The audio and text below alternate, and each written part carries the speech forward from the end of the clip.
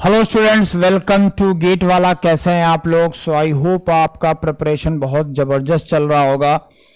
और ये जो ओपन सिस्टम है, right, steady flow open system से है, इसमें मैंने देखा है कई बार common data question, link data question आया हुआ है, राइट, लिंक आंसर क्वेश्चन आया हुआ है।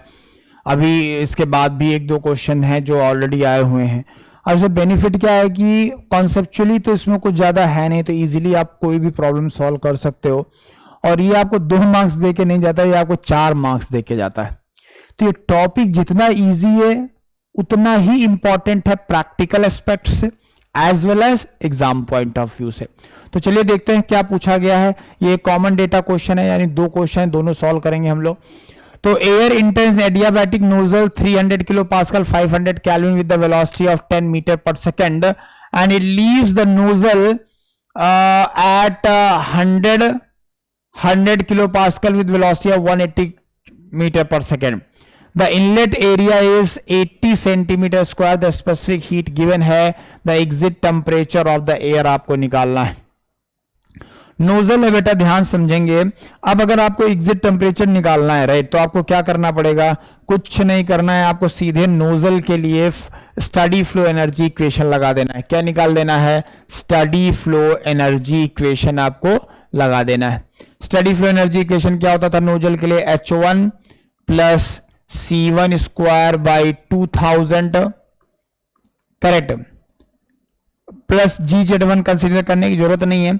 अब इसमें यह देखना पड़ेगा कि आपको हीट और वर्क तो होता नहीं, नोजल में कोई वर्क नहीं होता है, बट हाँ हीट लॉस कभी कभी दे देता है। नहीं दिया है तो नेग्लेक्ट कर देंगे। तो हमें जहां तक दिख रहा है इसमें कोई भी हीट लॉस बेसिकली गिवन नहीं है, राइट, कोई भी हीट लॉस गिवन नहीं है, तो हम हीट लॉस को भी कंसीडर नहीं करेंगे। तो फाइनली क्या इज इक्वल टू हो जाएगा H2 plus C2 square by 2000। अच्छा, अब ये ध्यान देंगे कि आइडियल गैस गिवन है और यहां पे टेम्परेचर के फॉर्म में गिवन है, राइट, यानी ये जो वैल्यूज गिवन है टेम्परेचर के फॉर्म में गिवन, एंथैल्पी के फॉर्म में नहीं गिवन है। और हमें पता है DH इक्वल टू CP/dT होता है। DH इक्वल टू क्या होता है? CP/dT होता है। तो कोई प्रॉब्लम नहीं है, काम करेंगे, इस H1 को उस साइड लेके जाओ, H1 को उस साइड लेके जाओ तो H2 माइनस H1 हो जाएगा। H2 माइनस H1 को लिख सकते हैं CP/dT, मतलब CP/T2 माइनस T1, और इसको इस साइड लेके गया तो इधर क्या बच गया? C1 square minus C2 square by 2000।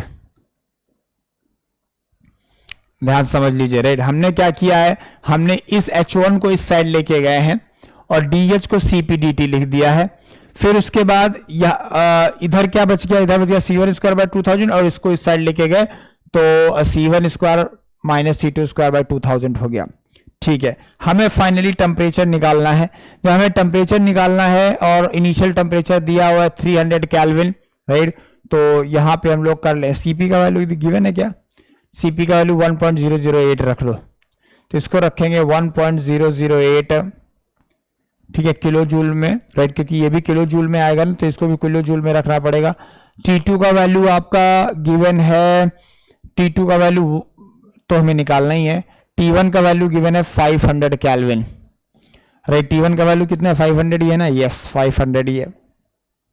Is equal to C1 का वैल्यू कितना गया? C1 है 10 का स्क्वायर हो जाएगा, माइनस C2 है 180, आई थिंक सो 180 का स्क्वायर हो जाएगा, डिवाइड बाय 2000।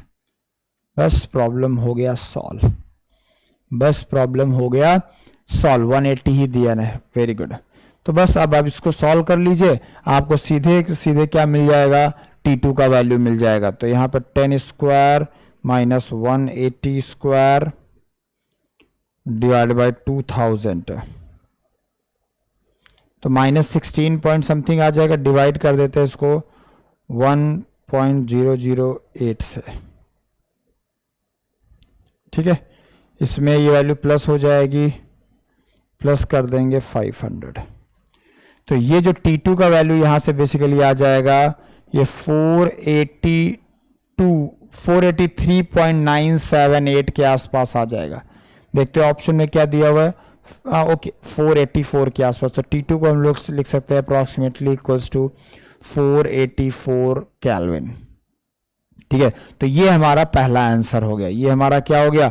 ये हमारा पहला आंसर हो गया 484 kelvin, correct, 484 kelvin, C option correct हो गया। इसके बाद आ जाते हैं हम लोग कि नेक्स्ट पार्ट में, that is the exit area of the nozzle in centimetre square. अब एग्जिट एरिया निकालना है।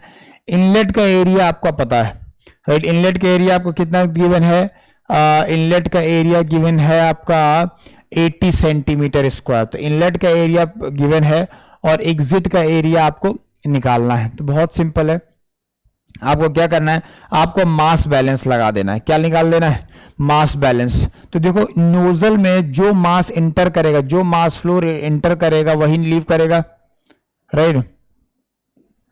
और तो मास फ्लो रेट क्या होता है, ρ1 A1 C1, राइट। तो हम ऐसे लिख सकते हैं ρ1 A1 C1 is equal to ρ2 A2 C2। Sir ρ1 और ρ2 को क्या कैंसिल कर देंगे? नहीं, आप कैंसिल नहीं कर सकते क्योंकि ये कंप्रेसिबल फ्लूइड है, एयर है ना, एयर गैस की बात कर रहे हैं ना हम लोग। तो गैसेस फॉर्म की बात कर रहे हैं तो रो को नेग्लेक्ट नहीं करते। तो सर रो का वैल्यू क्या रखें? आइडियल गैस आप जरूर मान सकते हो। तो हमें पता है कि P V is equal to MRT होता है, राइट। या फिर ऐसे लिख सकते P is equal to M/VRT लिख सकते हैं, या हम लिख सकते हैं P is equal to ρRT, या फिर रो इज इक्वल टू लिख सकते हैं P/RT। समझ में आ रहा है? तो यहां पे ρ1 की जगह में मैं लिख रहा हूं P1 by RT1 into A1 into C1 is equal to P2 by RT2 into A2, वही निकालना है, इंटू C2। बस कुछ नहीं करना है, आपको वैल्यूज पुट कर देना है। तो जरा वैल्यू बताइए मुझे, P1 का वैल्यू कितना दिया हुआ है? P1 का वैल्यू 300 किलो पास्कल दिया हुआ है, करे ना, 300 किलो पास्कल गिवन है। तो ये हो जाएगा 300 डिवाइड बाय आर, वैल्यू कितना हो जाएगा जरा बताइए। सिर्फ सीपी का वैल्यू गिवन है, आर का वैल्यू तो देखो गिवन नहीं है। ओके, नो प्रॉब्लम, ठीक है। तो एडियाबैटिक नोजल है और C1 और C2 का वैल्यू पता है। ओके, तो एक काम करते हैं, टेम्परेचर तो हमको पता है, आर तो कैंसिल ही आउट हो जाएगा ना, 80 सेंटीमीटर स्क्वायर गिवन है, राइट। तो एक काम करते हैं, यहाँ पे आप देखिए कि आर का वैल्यू लिखने का जरूरत ही नहीं है, कैंसिल ही कर दो। अब T1 का वैल्यू कितना गिवन है? 500। T1 का वैल्यू कितना गिवन था? 500। A1 का वैल्यू 80 सेंटीमीटर स्क्वायर, इसको सेंटीमीटर में ही रखिए। C1 का वैल्यू गिवन है 10। क्लियर है? सारा वैल्यूज आप एक बार जरूर चेक कर लीजिएगा, ठीक है। अब दूसरे साइड हम लोग रखते हैं P2 का वैल्यू कितना है, P2 का वैल्यू, T2 का वैल्यू, A2 का वैल्यू, ये सारा कुछ हमें रखना पड़ेगा। अब देखते हैं, तो इंटर एडियाबैटिक नोजल है। अब एक चीज और भी नहीं दिया हुआ है यहाँ पे कि P2 गिवन है, leave the nozzle at 100 kilo pascal, right.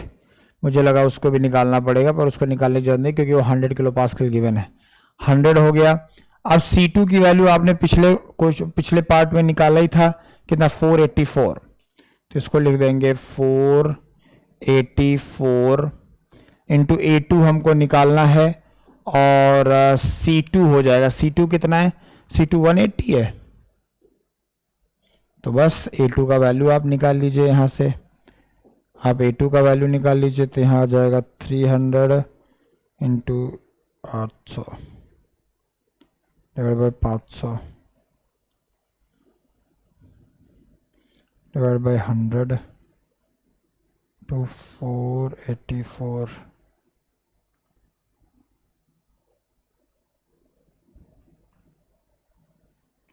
तो ये 12.9 आ जाएगा। ये क्या आ जाएगा? 12.9 सेंटीमीटर स्क्वायर। तो ये हमारा फाइनली आंसर हो जाएगा। तो जब भी वो एनर्जी के टर्म की बात करता है तो आपको क्या लगाना है? स्टडी फ्लो एनर्जी इक्वेशन लगाना है। जब भी वो मास फ्लो रेट निकालने के लिए बोलता है या एरिया निकालने के लिए बोलता है, डेंसिटी में चेंज पूछता है, तो इसमें कोई भी परमुटेशन कॉम्बिनेशन पूछता है तो आपको मास बैलेंस इक्वेशन लगाना पड़ेगा। Thank you very much.